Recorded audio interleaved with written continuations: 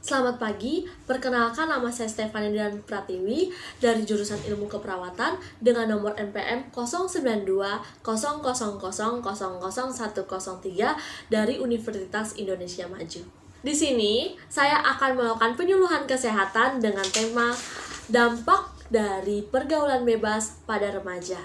Tujuan dari penyuluhan ini adalah supaya remaja dapat mengerti apa itu pergaulan bebas, dapat memahami dampak dari pergaulan bebas, dan tahu cara menghindari pergaulan bebas tersebut. Baik, kalau begitu, mari kita langsung ke materinya. Yang pertama, apa sih pergaulan bebas itu? Pergaulan bebas adalah proses interaksi antara seseorang dengan orang lain tanpa mengikatkan diri pada aturan-aturan baik dalam undang-undang maupun hukum agama serta lingkungan.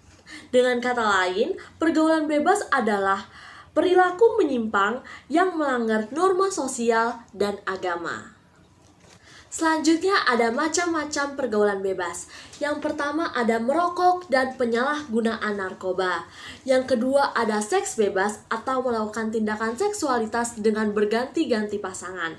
Yang ketiga ada tawuran dan membuat kerusuhan. Yang keempat ada sering menghabiskan waktu di dunia gemerlap malam seperti melakukan clubbing dan lain sebagainya. Yang kelima ada minum alkohol atau meminum obat-obat terlarang. Yang keenam ada mengenakan pakaian yang tidak sesuai norma. Yang ketujuh ada menonton film yang berunsur pornografi. Yang kedelapan ada balapan liar. Yang kesembilan berjudi. Yang kesepuluh mencuri. Lalu yang terakhir kebiasaan menyontek. Lalu apa sih dampak dari pergaulan bebas?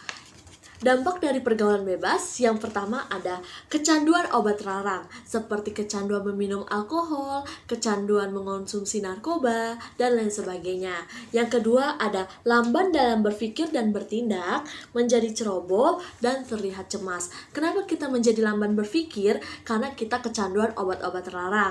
Itu merupakan efeknya. Lalu yang ketiga, terjadi gangguan mental, kehilangan kepercayaan diri, apatis, penuh kecurigaan, sering menyakiti diri sendiri. Ini merupakan efek dari kita kecanduan obat-obat terlarang.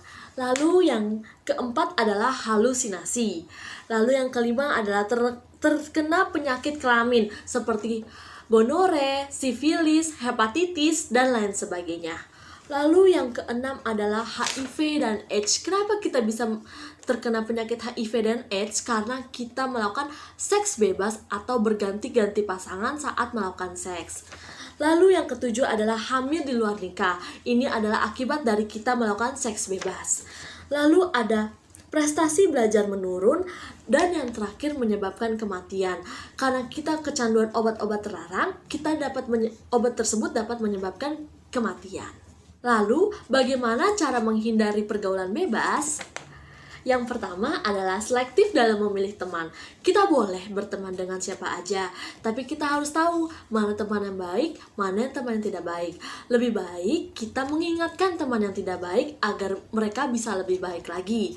Lalu yang kedua adalah ingat akan orang tua. Kita harus ingat akan pengorbanan orang tua yang telah membesarkan kita, yang telah membiayai sekolah kita, dan lain sebagainya. Lalu yang ketiga adalah berpendirian kokoh. Kita harus mempunyai prinsip yang kuat, tidak gampang terbawa arus, tidak gampang ikut teman yang tidak baik. Lalu ada perbanyak kegiatan positif, seperti melakukan hobi, jalan-jalan, membaca buku, dan lain sebagainya. Lalu yang terakhir adalah mendekatkan diri ke Tuhan, sering beribadah, berdoa, sering ke tempat ibadah, dan lain sebagainya.